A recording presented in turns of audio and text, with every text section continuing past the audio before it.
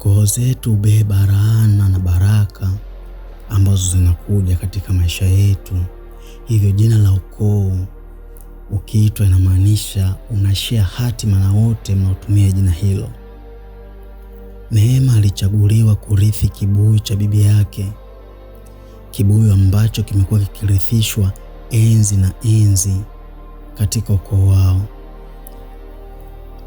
Walimtaka arithi kibuyu huku akimtaka atoe kafara ya damu kufanya ushirika wake na kibuyu uwe imara, au la sivyo ashuhudie ukoo wake mzima ukiteketea. Na huu ndio urithi alioachiwa na bibi yake, urithi wa laana. Na hii simulizi ya leo inaitwa urithi wa laana. Sitaki kurithi kibuyu cha bibi yangu. Majira ya jioni, jua lilikuwa linaelekea kuzama. Neema, binti mrembo mwenye umri wa miaka 17, alisimama mlangoni akitazama kile kibuyu kilichowekwa juu ya kabati la zamani lililokuwa limekaa sebuleni kwao. Kibuyu kilikuwa kidogo, cha kawaida kwa macho ya mtu asiyejua, lakini kwa Neema kilikuwa mzigo mzito ambao hakuwa tayari kuubeba. Alisikika Bikamba akisema, "Hicho ndicho urithi wako," alisema Bikamba, bibi yake na Neema, kwa sauti iliyochoka, macho yake yakiepuka macho ya Neema kwa aibu. Bikamba alikuwa katika hali ya mahututi, akiwa kajilaza kwenye mkeka sebuleni, akiongea na Neema ambaye alikuwa amesimama mlangoni kuashiria hakutaka kumsikiliza. Neema alijibu, sitaki kurithi kibuyu chako bibi." Bikamba alinyamaza kwa muda mfupi huku akimtazama Neema ambaye macho yake yalionyesha hofu na kutokuwa na utayari wa kurithi kile kibuyu. Bikamba alizidi kumbembeleza Neema ili aweze kuchukua kile kibuyu, lakini mpaka umauti unamfika, Neema hakukubaliana na hilo. Bikamba alikufa na ni wazi kibuyu kilikuwa kinaenda kwa Neema ambaye hakuwa tayari kukipokea. Japo Bikamba alikuwa marehemu, lakini hadithi zake zilikuwa hai. Watu wa kijiji kile walinong'ona, si kwa heshima bali kwa hofu. Walisema Bikamba alikuwa akifuga viumbe wa kutisha na wasioeleweka, viumbe ambao walihitaji kafara ya damu ili waweze kuishi. Ilisemekana na alikuwa na misukule na majini ambayo alihifadhi, na siri zote hizi zilikuwa ndani ya kibuyu ambacho sasa Neema alitakiwa kurithi. Neema alicheka aliposikia kwa mara ya kwanza kuhusu kurithi mikoba ya bibi yake, lakini sasa akitazama kibuyu kile, kicheko kilikufa. Wanaukoo walikaa chini kumsia achukue kile kibuyu baada ya kifo cha Bikamba, wakijua wazi kukataa kwa Neema ni hatari kwa hatima ya ukoo wao. Mamake Neema alimwambia Neema, "Unajua chaguo si lako. Kila kizazi mmoja lazima akubali kubeba kibuyu hiki." Neema alikataa, akawauliza, "Kwa nini mimi? Kwa nini mimi? Na kwa nini sio mtu mwingine?" Mjomba wake Rama alijibu kwa hasira, "Na kwa nini siwe wewe?" Mama yake na Neema alimtazama Neema kwa huzuni kubwa ndani ya macho yake. Alijua kabisa kwamba kitu anachotaka Neema akifanye kilikuwa sio kizuri. Neema alimjibu mjomba wake, alisema, "Mimi nilikataa kwa sababu nilikataa mngempa mwingine, mimi siko tayari." Huwezi ukakwepa, maana si bibi yako tu, hata mizimu ya kwetu imekuchagua. Ukikataa utateketeza ukoo mzima. We ni mlinzi wa kutupitisha kipindi hiki, aliongea bibi yake mdogo na Neema, mdogo wa Bikamba ambaye sasa ni marehemu.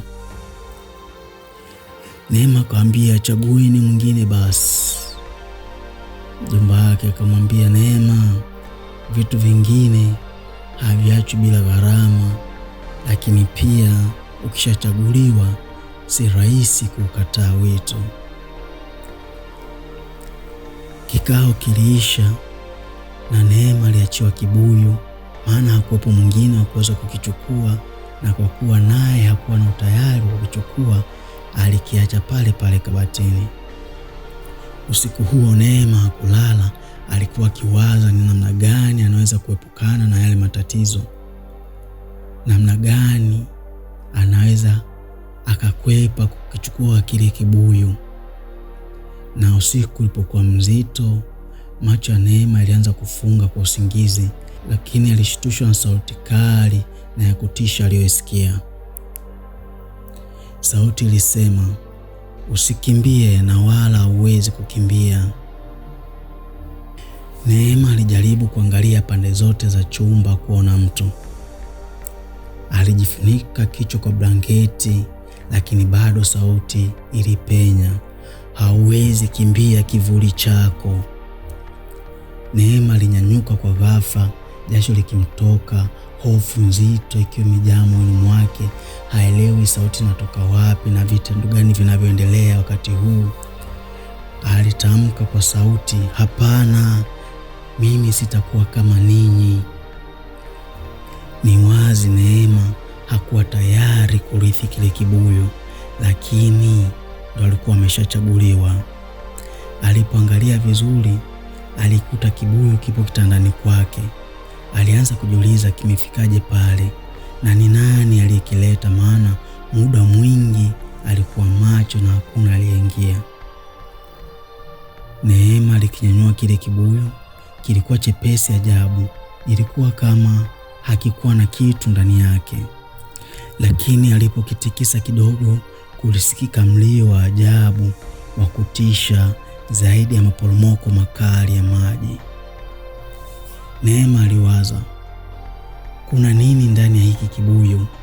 Je, ndio hiyo misukule na majini kama watu wanavyosema? Na kama ni hivyo, mimi nafanyaje? Mimi sitaki mambo ya kishirikina. Akawaza, je, niende kutupa au nikivunjevunje ili kumaliza hili? Alibeba kile kibuyu na kutoka nje. Mwezi ulikuwa mwangavu ukimulika ardhi yote.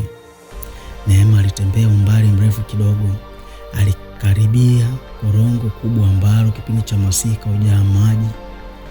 Alisimama kwa mbali kidogo, akainua kibuyu juu tayari kwa kukitupa. Alisema kwa nguvu, navunja laana hii, huku akikitupa kile kibuyu. Lakini kabla hajakirusha, mkono wake ulisimama, mkono uliganda. Si kwa sababu aliogopa kutupa, bali kwa sababu hakuweza tena kutupa mkono wake. Kibuyu kilianza kuwa kizito sana, kiasi Neema akashindwa kutupa. Alishusha mkono chini taratibu na ule uzito ukapotea kadri mkono ulipokuwa ukishuka chini. Aliamua kukiweka chini huku akijiuliza ni nini afanye nacho. Aliamua kukiacha pale na kukimbia nyumbani. Lakini alishangaa, kila alivyotembea hakufika. Nyumbani hapakuwa mbali, lakini anaona alitumia muda mrefu kutembea pasipo kufika. Alijaribu kukimbia lakini bado hakufika. Alijikuta hafiki tu. Hakuelewa ni nini kinachoendelea. Ilikuwa ni kama mazingaombwe, ni kama miujiza fulani ya ajabu inamtokea, maana sehemu alipokuwa akiishi nyumbani kwao hapakuwa mbali, lakini muda aliotumia kutembea ulikuwa mrefu na bado hakufika kokote. Aliona arudi alikotoka, huenda amekosea njia. Kitendo cha kugeuza tu uelekeo, alijikuta yupo pembezoni mwa lile korongo na kibuyu kikiwa mbele yake. Kwa hasira, aliokota jiwe kubwa lililokuwa karibu na lile korongo na kwenda kuponda kile kibuyu. Aliinua jiwe juu na kulishusha kwa nguvu juu ya kile kibuyu ili aweze kukivunja. Baada tu ya jiwe kutua juu ya kile kibuyu, Neema alihisi kupigwa kichwani na jiwe kubwa kiasi alipoteza fahamu pale pale.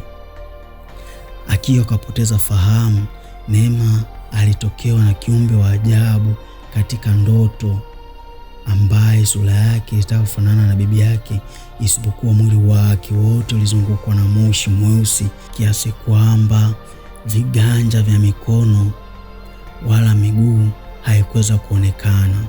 Macho yalikuwa mekundu zaidi ya damu, muonekano ambao ulitosha kabisa kumpa hofu Neema. Ilisikika sauti, ukikivunja kibuyu utajivunja mwenyewe. Kiliongea kile kivuli chenye sura ya Bikamba kwa sauti ya kutisha iliyozidi kumtia hofu Neema. Kile kivuli kilitoa sauti ambayo ilisikika kama ni sauti ya kundi. Neema alihisi ubaridi ukipita mgongoni mwake. Kile kiumbe kilimsogelea Neema, ambaye alikuwa akitetemeka na kurudi nyuma na kusema, na sasa tunataka kafara kuashiria mwanzo wa ushirika mpya na wewe. Neno kafara lilimshtua Neema. Aliwahi kusikia kuhusu matambiko ambayo hufanyika, namna kafara hutolewa, lakini hakuwahi kufikiria kama atakuwa mtoaji. Kama ya kuku, Neema alihoji kwa hofu, lakini ilisikika sauti kutoka kwenye kile kivuli kisema, ya binadamu. Neema alishtuka. Kafara ya binadamu? Aliongea kwa hofu, wasiwasi na hasira, huku mwili mzima ukimtetemeka. Kile kivuli kilisogea na kumpiga kibao Neema. Neema alishtuka na kukurupuka na kujikuta yupo kitandani. Aligundua kwa ile ilikuwa ni ndoto na sio uhalisia. Lakini swali alianza kujiuliza ni namna gani amefika pale, maana alikuwa korongoni alikwenda kutupa kile kibuyu. Lakini kabla hajapata jibu, ilisikika tena ile sauti ya kutisha inayoambatana na kile kivuli, toa kafara, la sivyo wote mtateketea. Neema alishtuka kutazama vizuri, aliona kivuli kikipotea. Aligundua ile haikuwa ndoto, bali ni jambo ambalo lilikuwa likiendelea muda wote. Neema aliwaza, ni vipi adhuru watu? Ni vipi atoe watu kafara? Ni vipi amwage damu ya binadamu mwenzake? Ilikuwa ni jambo gumu ambalo hakuwa tayari kulifanya. Lakini pia hofu ya kuanza kuwapoteza upendo wake ilianza kujaa moyo wake, kiasi kwamba akaanza kujiuliza ni kitu gani sahihi anaweza kukifanya. Je, ni kipi Neema atafanya?